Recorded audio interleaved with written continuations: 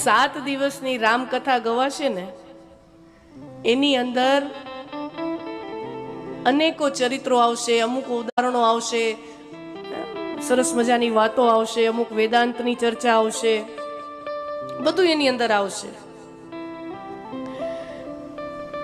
કથાના પ્રસંગો ચાલતા હશે ને, કથા શ્રવણ કરતા કરતા કરતા કરતા, જો કથા તો કોઈને ઉદ્દેશીને કહેવાતી નથી ને કે રમેશભાઈ આટું કથા ગવાય છે, મહેશભાઈ આટું ગવાય છે, કે લીલાબેન માટે, એવું તો છે નહીં.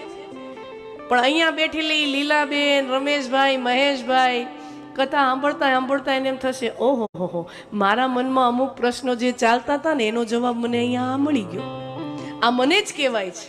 આ તો આવું તો મારેય થાય છે, આવું તો મારા જીવનમાંય છે, આવું તો મારા ઘરેય થાય છે. અહીંયા કોઈને ઉદ્દેશીને કહેવાતું નથી, અને છતાંય સાંભળતા સાંભળતા એમ લાગે કે ઓહો